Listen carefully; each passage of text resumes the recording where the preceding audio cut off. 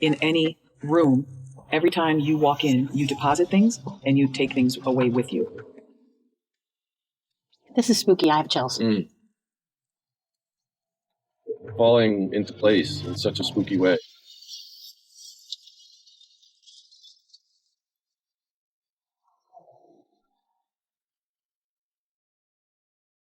Hello and welcome to Best Case, Worst Case. This is your host, Jim Clementi, former New York City prosecutor, retired FBI profiler, and writer-producer on CBS's Criminal Minds. And with me today is my lovely co-host. Hi, everybody. It's Francie Hakes, former state and federal prosecutor. Hi, Jim. How are you, Francie? I'm good. I'm glad we're back in the studio together. It is a wonderful thing, isn't it? And aren't we excited today? Yes. Because we have a wonderful friend and colleague, Maureen O'Connell. Hi, guys. Hi, Maureen. Thank you so much for doing this. Is exciting, too. Not only is Maureen joining us, but she's actually joining us in the studio. Jim, it's like we've had a run of people in the studio with us. It's a wonderful thing. Live recording a podcast is so much cooler because you get to interact, and we like to have a conversation because we want our audience to get to know you, Maureen, and the experiences that you've had in law enforcement. Sounds good. Let's go. Well, to start off with, Maureen, could you tell us and our listeners a little bit about your law enforcement career? Sure. I joined the FBI in 1991, and I got transferred to Los Angeles shortly thereafter. And I spent 25 years working the streets of Los Angeles as either a gang or a narcotics investigator, and simultaneously working on the FBI's ERT team, our forensics team. Okay, ERT, this is a perfect example of what we have to do. Whenever we come to an acronym that we use in the government, you have to explain what it is. So what's ERT? ERT is Evidence Response Team, and it's the FBI's CSI team. We go all over the world. We investigate very cool stuff, and we investigate all kinds of stuff, CONUS as well, continental United States. There you go. Yeah, you did. Thank you. See, she's already anticipating you, Jim, which is great. I love when someone anticipates Jim. It makes me feel very warm and fuzzy inside. But Maureen, on a serious note, you said you joined the FBI in 1991. When I joined the U.S. Attorney's Office in 2002, there were only a couple of female FBI agents in Atlanta. And you joined a decade before that. What was your experience like joining the FBI as a woman? Was it different? Did you have a lot of fellow female agents at that time? The Bureau was 8% female when I joined. Wait, 8? 8. Wow. But I really didn't have a problem. My whole background is sports. I played water polo. I come from a huge, ginormous family on the south side of Chicago. And so we grew up kind of rough and tumble. For me, it was fantastic. I didn't have any issues. And, you hear so much on the news these days about disparity in pay for women. And there's no such thing in the Bureau. I never, ever got paid a penny less for any of the work I did compared to my male counterparts. So there's so many things like that, even though could be considered pioneering. It was very equal. I had very, very few instances where I could say I was ever treated differently at all. Well, some of that, and I have to tell our listeners this, and we'll post some photos, but some of that, Maureen, might be because you're like 6 feet tall. Yeah, maybe. It might be my attitude too, Francie. Then there's that. It could also be that you have a lot of brothers and you learn from an early age how to stand up for yourself, right? Jim, my brothers and I will tell you, it's our 3 older sisters that toughened us up. There you go. Trust Okay. me. You'd rather go against my brothers than my sisters. All right. I stand corrected. Not anymore. Not anymore. But girls learn to fight dirty early. Yeah. Interesting. So just remember that, Jim. You're truly outnumbered. In this one, I am. Yes, definitely. Well, that's great because I love a good challenge, Francie. Anyway, let's get back to best case, worst case. So let's talk about this case that you have in mind. What were you doing? Where were you in your career when this case came in? I was at the beginning of my career, and I was actually out on maternity leave. It's a very weird story. I was on maternity leave with my little baby boy, and I was getting ready to go back to work probably the following day or within a few days. And I'm pushing the carriage down the street, and I saw one of those missing persons flyers. And before everyone had a smartphone, remember how they used to write the phone number on the bottom and cut the little slats, and you'd be able to pull it off so you'd go back to your hard line and call the number for information? I saw that flyer, and something stopped me dead in my tracks. And I thought, oh my God, he's dead. It was this really handsome young man with blonde hair, and he was wearing a polo shirt with the polo logo on it. It looked like it was light blue or something. And I looked at him and I thought, my God, how am I ever going to tell his mother that he died? And I stopped and I thought, what is wrong with you, woman? And I noticed I had a tear forming on my face. And I thought, oh God, these hormones are getting the best of you, honey. You need to, go home and relax. So I walked for miles and miles, and I kept seeing these missing persons flyers. So I get back home. Everything's fine. Forget all about it. A couple days later, I go back to work. Now, the Evidence Response Team, or ERT, we investigate all crimes aboard aircraft, crimes on the high sea, and also crimes on federal properties. So that means as someone trained to collect evidence and to deal with crime scenes, you could be going anywhere in the world when you come back to work, even though you have a new baby at home. Correct. And how long is the training period for that? Did you receive any sort of specialized training in order to become a member of ERT? Yes, there's a full immersive 2-week training course at Quantico that you have to go through and become certified. And from that point forward, you can elect to go to world-class training on a regular basis, which I did. I just love to learn. Yeah, I was on ERT as well out of the New York office. And I thought with my background in chemistry, I really would love that side of it, and I did. I mean, I think it was an amazing way to use both my chemistry degree and my law degree together as an FBI agent, because obviously one of the most important things in any investigation is collecting the forensic evidence that's there at the crime scene. If you don't do it right there, there's no foundation for the case. And collecting it properly, right. Well, that's right. I mean, that's one of the biggest battles that I faced whenever there was forensic evidence in a case, was the challenge to how it was collected, who collected it, and how it was preserved. So those things are critically important in all kinds of different criminal investigations. Exactly. One of the things I always like to stress when I would help with the evidence on a big takedown is I would do a whole mock-up of what the evidence should look like. I'd like everything that falls under this category wrapped like this, everything that falls under this category wrapped like that, so that it all looked organized and beautiful. And then I would do a table where the evidence just looked like a pile of junk, and I did one where the evidence just looked beautiful. Which are you going to believe if you're a juror? You're going to be much more likely to believe the pile of evidence that looks beautiful, because junk is just less credible inherently, I think. Right. So I think this is the first time, Jim, that we've ever asked anyone where they were when a case came in and they responded that they were walking their baby in a baby carriage. I think you're right. That is a first, and I'm surprised that we haven't run into this before. So you had a baby, you've been on maternity leave, you go back to the office. What happens? I get a page on my pager, dating myself now, right? A little bit. And we had protocols set up. So if you got a page in the office, you would just walk over to the office rather than call the team leader, because he was getting phone calls from everyone that was out of the office. So I went over there and they said, we have a victim over at the VA, over at the veterans, in a wooded area who has been stabbed to death and his eyes have been gouged out. So I thought, oh, this ought to be interesting. So when you say the VA, I mean, obviously there's a building, but they must have some kind of a campus in order to have a wooded area. A huge, beautiful property that resides in West Los Angeles that developers have been trying to get their hands on since the beginning of time. And it really is a lovely piece of property, a lot of old, beautiful architectural buildings, but there are wooded areas all over. Is this facility completely surrounded by a wall? Are there armed military guards there? What's the security like there? The security now is a lot better than it was then, but the entire property was fenced off. There were 2 or 3 or 4, maybe, I want to say 3 access and egress routes that you could drive into without being stopped. 1 or 2 had an armed guards. I think they were there just during the day, though. It was rather lax. It wasn't locked down by any stretch. So anybody could have gotten access to that property. And the wooded areas weren't fenced in any particularly highway. In other words, it wasn't some huge brick wall or razor wire. No. So you find out about this case. What do they know at this point about the victim and the circumstances of the death? Nothing other than it's a male whose eyes are gouged out and has a buck knife buried in the center of his chest, and we need to roll over there. So before we had cell phones, that's essentially what we would do. We'd get an address, we'd look it up in the old Thomas Guide, and we would drive over there. Obviously, I knew exactly where the VA was, but they had to tell me where within the VA I could find it. Sure. So it was along the west side of the VA, which is closer to Santa Monica, and I drove in there looking for cars that looked like FBI cars, right? And then we had to traipse through, and we found the site. Well, but before you get to what happened at the site or what you observed, when you as a member of ERT roll out to go to a crime scene, how many people are with you and what sort of equipment do you have? It's different now. In those days, we had our trunks packed with equipment, whatever the state-of-the-art equipment that could be made available to us and would be transportable and not extremely perishable would be within our vehicles.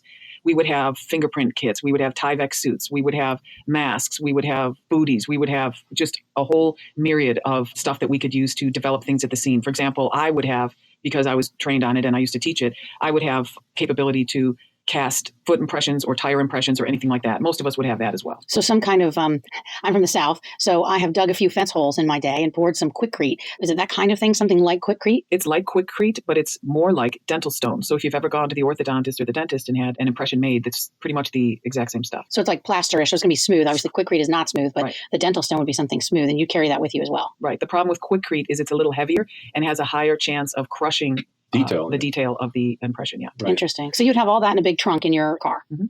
Now, earlier you said Tyvek suit, and I think some of our listeners might not be aware of what that means. Can you tell us? They're those white bunny suits that you see everybody put on and step into, and one double XL fits all, right, Jim? Yeah, that's the most common size, right? Yeah. So when she says bunny suits, what she means is sort of a coverall. It's a very, very light material, and it's actually very well insulated. AKA hot in the summer. It doesn't breathe well.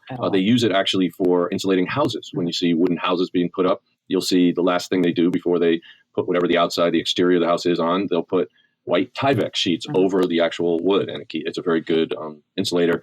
It's also a great way to contain any trace evidence that might be present on your body so that you don't contaminate the crime scene. Exactly, because the Locard theory says or suggests that in any room, every time you walk in, you deposit things and you take things away with you. And why is that important?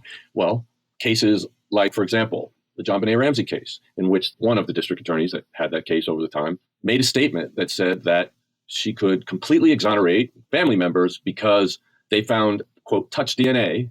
She said that it wasn't the family, so therefore the family is completely exonerated. Well, doesn't that belie an ignorance about transfer and trace evidence? Yes. Well, and by the way, just to interrupt this flow, which is great, but I know what our listeners are thinking a few sentences back, Jim. And so I just want to make them a promise. If I can find a photograph of Jim Clemente in a bunny suit, I promise you I will post it, ladies and gentlemen. Now, why you think our listeners are even concerned about that, I have no idea. Oh, they want to see you from the last episodes. I've been reading the social media posts, as I know you do too, Jim, and they're desperate to see you in some kind of an Elvis costume after what Chris Voss said. Singing karaoke. Yeah, Again, exactly. I just don't know why people waste their time on such just frivolous activities. But back to the story. Be that as it may, we were talking about how that's an ignorant view of what trace evidence is. The fact is that our DNA collection capabilities now are so great that they could actually develop a full DNA profile of 1 or 2 human cells. And when we speak, we're expelling those cells. When we sneeze, when Some people more than others, yes. When we walk, hair follicles fall out, Skin cells fall out. We are constantly transferring not only our own cells and DNA, but the cells and DNA of everyone we interacted with, people who sat in the same chairs as us, people who drove in the same cars, people on the same trains, people in the same airplanes. We're carrying around that information. And to say that the finding of that excludes a certain person from having been able to commit a crime, it's so foolish. Well, and now that you guys have talked about all of this trace DNA and follicles, and all I can think is germs, and now I just want to walk around in a bunny suit all the time. Well, maybe you should. I That would be might. very nice to get a picture of her, huh? Yeah, I think actually that might be better. I have Definitely to say. Definitely not happening. Okay, You can so wear some of those really nice shoes that you wear, the batons or whatever. Louboutins. Those shoes. Okay, so back to the story.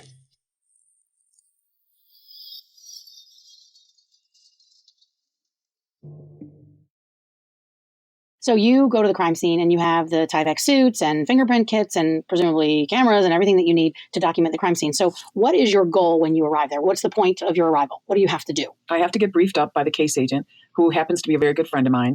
He's half Irish and half German, but he's very Germanic in his way, and that'll come into play later in the story. He's very, just the facts, ma'am. He's that guy. He's a very good agent. He works very hard, but he doesn't have any of the warm and fuzzies at all when he speaks to anyone. When we got there to get briefed up by Matt, we couldn't see the body. The body was down a ravine in this little wooded area. He told us pretty much what I had heard from the team leader's office. And he said, I'd like for us to go down there. What do you recommend? And the first thing you want to think about is not using the path or the pathway that the offender used. So if there is a path down to this body, I'm not taking the path.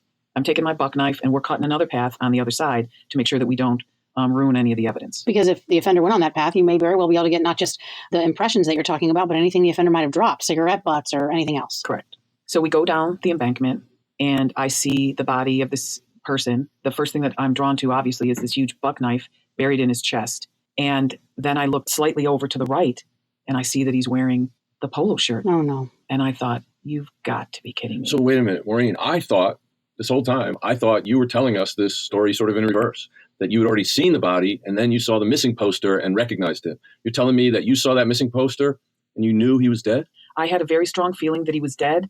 And the first thought that came in my mind is, how am I ever going to tell his mother? And then I thought I was crazy. Well, we won't discuss that at this point. But the fact is then that you knew somehow that you were going to catch this case and that you were going to have to inform his parents. I didn't feel that at the time, but that's exactly what ended up happening. So I had to go up to the team leader at this point. Matt, Mr. Just the Facts, ma'am, said, we have no idea who this person is. There's only a car key and a door key on an unidentifiable key fob. This is spooky. I have chills. I said, Matt, I know we have no idea who this person is. And I know what I'm about to tell you is going to make you think that I'm crazier than you already think I am. And he started laughing. Hard to believe. I know. And he said, what? And I told him what I told you guys. And he said, are you shitting me? And I said, no, I'm not. And did you have one of those little number things? I had not taken one of the numbers because I didn't believe anything was going to come of it. I just thought it was just this weird feeling. I chalked it up to being a new mother. This young man is missing. The young man had blonde curly hair and blue eyes. My baby had blonde curly hair and blue eyes. So I just thought I was feeling this motherly thing. Just a lot as of a empathy. brand new mom. Empathy, exactly. So I told Matt what I told you guys. And he said, well, get in your car, go over there and grab off some of those numbers and we'll run it. Well, yeah. Okay. Well, that's a pretty good investigative technique. Did he maybe say, take one of those posters so we could get his name from? I mean, didn't it say that his name and all that kind of information on the poster? Of course. I grabbed the poster, but we first wanted to look at the phone number to see, just call it and see who answered. I mean, we were just going to start from the beginning. First run it and see who it came back to. Got it. And then call the number. So we get the number, we run it, not as fast as we can now, obviously. And it comes back to an apartment complex. From the map, it looks like it's about 5 or 6 blocks away. I'm like, all right, that's probably our guy. So then Matt calls me over and he said, Maureen, all we have is this house key and this car key. Now I'm going to go over to this apartment complex and I'll be back in a couple hours or however long it takes. And I said, okay, Matt, I have something else to tell you. And he's like, what now? And I said, remember when I told you I had that feeling? And that I said, yeah, I also had a feeling that I was going to maybe have to tell his mom that this young man died. And he goes, well, we can't jump the gun. We obviously have to find out who it is. I said, obviously we have to find out who he is. But if there's any chance on earth that his parents are there or it's his parents' house or whatever, you can't be the one to tell them. As much as I love you, Matt, you can't be the one to tell his parents. Because of his demeanor? You were worried about him being just the facts and it just being devastating for the parents. Yeah. It's already going to be devastating if it is in fact him. And at that point, I don't know why I knew it was going to be our guy. So we drive the few blocks and we walk in. At this point, I'm wearing 5'11" pants. You know, okay, here we go again. I again. don't know what that means. Those are sort of cargo type pants that law enforcement wear. Right. Because you have to have your knife and your rubber gloves and everything in your pockets. Yeah. So not everybody has to do that, but thank you for that. Yeah. And they were muddy because I was down on my hands and knees. We were looking at the knife in his chest and the gouged out eyes, which were not present at the scene. He had been there for several days, but his eyes were clearly gone. Right. But were they gouged out or was that predation by critters from the forest? Predation. Okay. It turned out to be predation. But you didn't know apparently. We did not know that. So you've got this horrible, disfigured young man. Right. And you've seen him on a poster. Mm-hmm. So now you feel an obligation to go and tell his mom what's happened. So what happened? So we get there and it's an apartment complex and we walk in, we press the manager's button and she thinks we're interested in an apartment. There's a for rent sign out in front. We walk into her office. She's right there. And she's like, oh, are you here about Joey? And I said, yes, actually we are. And she said, well, he's still missing if you're looking for him. And I said, what unit is he in? He's up in 302 or whatever the unit was. And we asked, does he have an assigned parking slot? And she said, yes. And I said, could you direct us to the parking slot? She said, yes, his car's up there and everything. You'll be able to find it because people put the missing persons flyers. Have you seen those? We said, yes, we've seen them. She goes, they're up all over his car. So just go to the third floor and you'll see the car with the flyers on it. That's his. It's a weird place to be putting missing persons flyers. I know. I think his neighbors did it because it looked like it was done in several iterations. Mm. And it was almost like they were paying homage to him in some way, shape, or form. It was weird. So we walked up onto the third floor of the parking structure. And even though it took us 5 blocks to get there, when we got elevated and we were up on the third floor and we looked out, we could actually see our crime scene team working in the distance because the VA has a weird shape and this apartment complex backyard abutted the VA. So it's actually closer than it is by much driving. Closer. And what was the fence like? Was it a hurricane fence? Were there holes in it? Hurricane fence with holes in it. I don't know what a hurricane fence means. So, Francie, we'll educate you. I'm from the South, landlocked Atlanta. There's no hurricanes. It's just the crisscross wire fence. The plain wire fence in everyone's backyard. Hurricane fences. We just call that a chain link fence. Chain link, yes. Either one. Yes. Okay. Works. A lot of wind can make its way through it. That's why he called it hurricane. Yes. But So I'm currently distracted by the thought that there was a car key in this young man's pocket or right around the body. Which is why they wanted to find out where the car was. And yet there's a car not where his body is, but in his apartment. So in other words, he didn't drive to the VA and get killed there. Exactly. That's what it sounds That's a clue. like. Thanks, Jim. I know. So you know how well trained. You know how we have our car keys, but then most people have like a single key with just a door key or whatever, mailbox key for when you walk your dog or you're just walking around. This turned out to be his walking around the neighborhood set of keys. All it had on it was the car key and the house key with no writings or markings on it, except for obviously the make of the car, which was a Chrysler. So we approached the vehicle, Matt and I actually, this sounds so hokey, but I asked Matt to say a prayer with me and hope that the key didn't fit because I was just getting this heavy feeling like this is not good. So we did for a minute. He reluctantly did, of course, because he'd rather do that than argue with me, right? So I don't know why you're laughing so hard, Jim. That sort of thing never happens to you. Mm-hmm. Anyway. So we stuck the key in, turned it, and it opened the door. Mm. And I thought, that's a clue too. Yeah. That's another Thank you, Jim. Thank you, Jim. Mm-hmm. So we went back down to the manager's office and asked about the roommate. Was the roommate home? And the woman said, I'm not sure if the roommate's home, but the mom is probably there. She's here from Ohio. She came out to help look for him. Oh, Maureen, so your these instincts. things are just falling into place in such a spooky way. No. I could have cried right then, but I didn't because I thought it's not about me, it's about her, you know. So we walked up to the third floor again where the apartments were. And I told him to stand back a little bit. And I knocked on the door and the mom answered the door and she looked at me and I looked at her and she looked at Matt. And you could just tell Matt's a cop because the way he looks and stands and holds himself.